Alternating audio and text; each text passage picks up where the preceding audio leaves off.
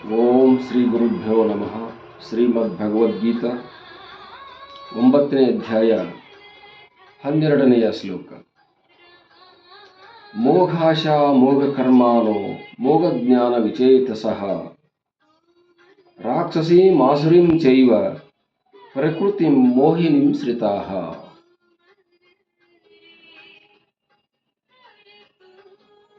ಸಾಮಾನ್ಯವಾಗಿರ್ತಕ್ಕಂಥ ಜನ ಎಲ್ಲ ಆಸೆಗಳನ್ನು ಹೊತ್ತುಕೊಂಡು ಜೀವನವನ್ನು ಹೊತ್ತುಕೊಂಡು ಮೆರೆಯುತ್ತಿರುತ್ತಾರೆ. ಅವರಿಗೆ ಈ ಮಾತನ್ನು ಹೇಳ್ತಾ ಇದೆ. ಮೋಘಾಶ ಮೋಘ ಕರ್ಮ.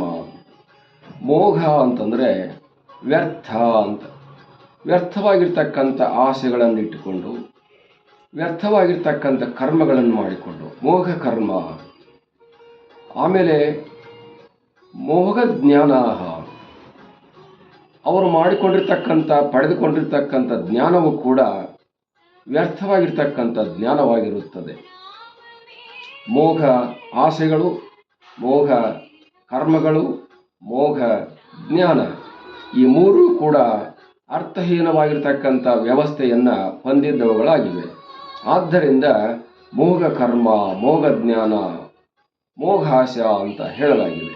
ಇವರೆಲ್ಲರೂ ರಾಕ್ಷಸ ಪ್ರವೃತ್ತಿಯನ್ನು ಉಳ್ಳವರಾಗಿ ಅವರೆಲ್ಲರೂ ಕೂಡ ಈ ಶರೀರವನ್ನೇ ಬಹಳ ಗೌರವಿಸುತ್ತಾ, ಪೋಷಿಸುತ್ತಾ, ಪಾಲಿಸುತ್ತಾ ಅತ್ಯಂತ ಕಠಿಣವಾಗಿರ್ತಕ್ಕಂಥ ಹೀನವಾಗಿರ್ತಕ್ಕಂಥ ಫಲಗಳನ್ನು ಅನುಭವಿಸುತ್ತಿರುತ್ತಾರೆ. ಆದ್ದರಿಂದ ಅವರ ಕರ್ಮಗಳೆಲ್ಲವೂ ಕೂಡ ವಿಭ್ರಾಂತಗೊಂಡಿರ್ತವೆ. ಅವರ ಮನಸ್ಸು ವಿಕೃತಿಯಾಗಿರುತ್ತದೆ, ಭ್ರಾಂತಮಯವಾಗಿರುತ್ತದೆ ಅಂತ.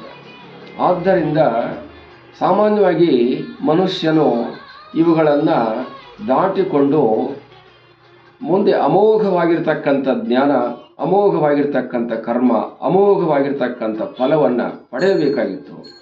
ಈತನಿಗೆ ಅಮೋಘವಾಗಿರ್ತಕ್ಕಂಥ ವಸ್ತುಗಳ ಬಳಕೆಯಿಂದ, ಪಡೆಯುವಿಕೆಯಿಂದ ಶಾಶ್ವತವಾಗಿರ್ತಕ್ಕಂಥ ಜ್ಞಾನವನ್ನು ಹೊಂದಬಹುದಾಗಿತ್ತು, ಶಾಶ್ವತವಾಗಿರ್ತಕ್ಕಂಥ ಮುಕ್ತಿಯನ್ನು ಪಡೆಯಬಹುದಾಗಿತ್ತು.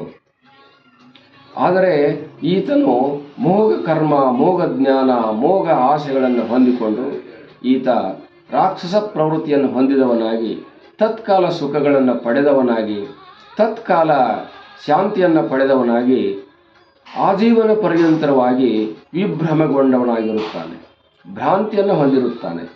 ಮನಸ್ಸನ್ನು, ಚಿತ್ತನ್ನು ವಿಕೃತಗೊಳಿಸಿಕೊಂಡವನಾಗಿ, ಭ್ರಾಂತಿಗೊಳಿಸಿಕೊಂಡವನಾಗಿ, ಚಂಚಲಗೊಳಿಸಿಕೊಂಡವನಾಗಿ ತಾನು ವಿಕೃತವಾಗಿರ್ತಕ್ಕಂಥ ಫಲಗಳನ್ನು ಮತ್ತು ಚಂಚಲವಾಗಿರ್ತಕ್ಕಂಥ ಅನಿಷ್ಟದಾಯಕವಾಗಿರ್ತಕ್ಕಂಥ ಫಲಗಳನ್ನು ಅನುಭವಿಸುವವನಾಗುತ್ತಾನೆ.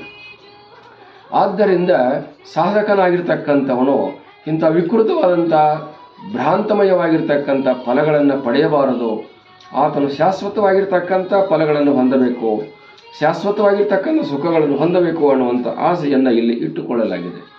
ಏಕಾಗ್ರತೆ ಅನ್ನುವಂಥದ್ದು ಮನುಷ್ಯನಿಗೆ ಬಹಳ ಶಾಶ್ವತವಾಗಿರ್ತಕ್ಕಂಥ ಸುಖವನ್ನು ಕೊಡುವ ಸಾಧನವಾಗಿದೆ, ಉತ್ತಮವಾಗಿರ್ತಕ್ಕಂಥ ಸಾಧನವಾಗಿದೆ. ಮನುಷ್ಯನಿಗೆ ಆಸೆಗಳನ್ನುವಂಥದ್ದು ಏಕಾಗ್ರತೆಯನ್ನು ಹರಣ ಮಾಡುತ್ತದೆ.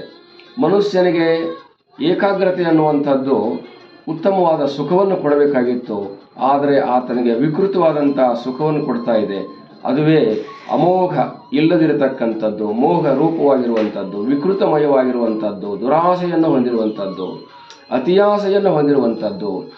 ಯಾವುದನ್ನು ಪಡೆದರೆ ಮನುಷ್ಯನು ಮತ್ತೆ ಅದನ್ನು ಬಿಟ್ಟೇ ಹೋಗ್ತಾನೋ ಅಂಥ ಫಲಗಳನ್ನು ಪಡೆಯುವುದಕ್ಕೆ ಈ ಮನುಷ್ಯನು ಹೋರಾಡ್ತಾ ಇದ್ದರೆ ಅದು ಮೋಘ ಕರ್ಮ, ಮೋಘಾಶ, ಮೋಘ ಜ್ಞಾನ ಅಂತ ಹೇಳಿಕೊಳ್ಳುತ್ತದೆ.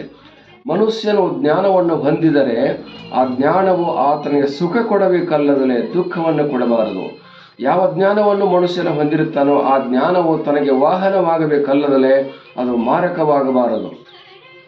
ಯಾವ ಜ್ಞಾನವನ್ನು ಮನುಷ್ಯನು ಹೊಂದಿರುತ್ತಾನೆಯೋ ಆ ಜ್ಞಾನದಿಂದ ಸಂತೃಪ್ತಿಯನ್ನು ಹೊಂದಬೇಕಲ್ಲದಲೇ ಆತನು ವಿಕೃತಿಯನ್ನು ಹೊಂದಬಾರದು. ಅಂಥ ಜ್ಞಾನವನ್ನು ಪಡೆಯಬೇಕಾಗಿತ್ತು. ಅಂಥ ಜ್ಞಾನ ಯಾವುದು ಅಂತಂದರೆ ಅದುವೇ ಆತ್ಮಜ್ಞಾನ, ಬ್ರಹ್ಮಜ್ಞಾನ, ಸ್ವರೂಪ ಜ್ಞಾನ, ತನ್ನ ಜ್ಞಾನ ಆಗಿದೆ. ತನ್ನ ಜ್ಞಾನವನ್ನು, ಆತ್ಮಜ್ಞಾನವನ್ನು, ಭಗವದ್ ಜ್ಞಾನವನ್ನು ಯಾರು ಹೊಂದಿದಾರೆಯೋ ಅವರು ಅಮೋಘವಾಗಿರ್ತಕ್ಕಂಥ ಫಲವನ್ನು, ಅಮೋಘವಾಗಿರ್ತಕ್ಕಂಥ ಸುಖವನ್ನು ಹೊಂದುತ್ತಾರೆ. ರಾಕ್ಷಸಿ ಪ್ರವೃತ್ತಿಯನ್ನು ದಾಟಿ ಅವರು ಶಾಶ್ವತವಾಗಿರ್ತಕ್ಕಂಥ ಸುಖ ಸಂತೋಷಗಳನ್ನು ಹೊಂದಿ ಸಜ್ಜನರಾಗಿ ವಿದ್ವಜ್ಜನ ವಿಧೇಯರಾಗಿ ಈ ಲೋಕದಲ್ಲಿ ಪರಲೋಕದಲ್ಲಿ ಎಲ್ಲ 3 ಲೋಕಗಳಲ್ಲಿಯೂ ಕೂಡ ಸುಖಿಗಳಾಗಿರುತ್ತಾರೆ ಅರ್ಜುನ. ಅಂತಹ ಸುಖ ಸಂತೋಷಗಳನ್ನು ಹೊಂದಿ ನೀನು ಅಜರಾಮರನಾಗು ಅನ್ನುವಂಥ ಅಭಿಪ್ರಾಯವನ್ನು ಇಲ್ಲಿ ಭಗವಂತ ಹೇಳ್ತಾ ಇದ್ದಾನೆ. ಹರಿ ಓಂ ತತ್ಸತ್.